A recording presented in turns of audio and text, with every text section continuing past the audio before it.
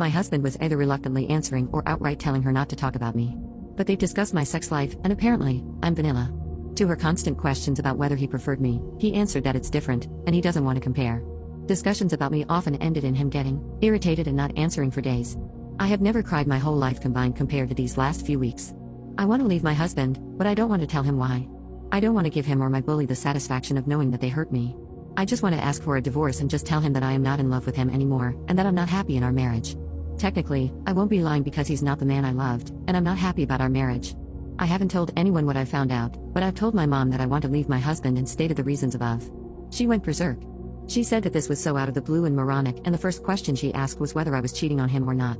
This was a preview of what probably everyone else would think and say, but honestly, I would rather live with being the perpetrator than the victim this time.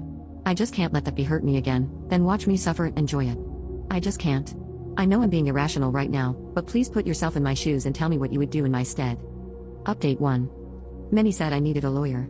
I don't know about that. We don't have assets other than a joint account for monthly expenses and a joint savings account where both of us can do whatever withdrawals. I have already transferred my contribution to my private account.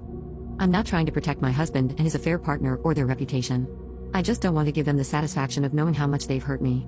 I have read all of your comments, and the majority think I have the wrong approach. I have decided to follow my gut. About terminating my pregnancy, I'm pro-choice, of course, and I've chosen my baby even before I knew I was pregnant. I can't get rid of my baby just because I don't want to be with a father anymore.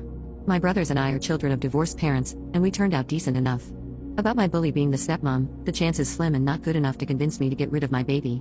I already love it more than anything in the world. I have broken the news to my husband that I'm leaving him. I had already talked to my friends about it, and being unhappy in my marriage seemed a good enough reason for them to support me. One of them offered me her place until I found my own. I got really emotional and hugged her and cried because that meant that I could leave my husband's apartment now.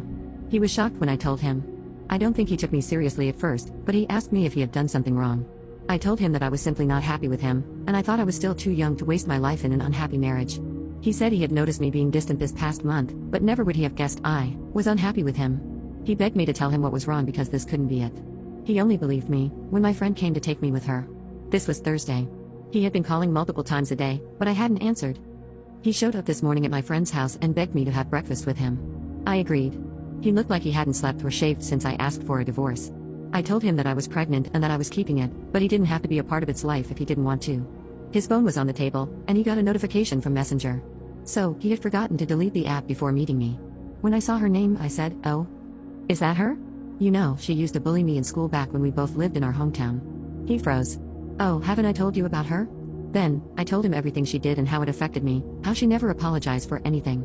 He was silent the whole time and just looked at me. I ended it by telling him to be careful with her. I don't think she's changed much. He grabbed my arm and just watched my face like he wanted to see if I knew something. I plan to buy a small apartment, because that's all I can afford right now. A one-bedroom is enough until I have my baby, and it's old enough to need its own room. I can upgrade later when I've saved more. I'm not leaving the city. I've spent my best years here and have the greatest memories. I have my friends around me, and hopefully, they will still be supporting me when the divorce becomes a fact. I have already filed for divorce, but he's probably going to ask for a thinking period. I'm not in a hurry, though. Everything will get better. For now, I want to cry, try to get over him and heal, and be there for my baby.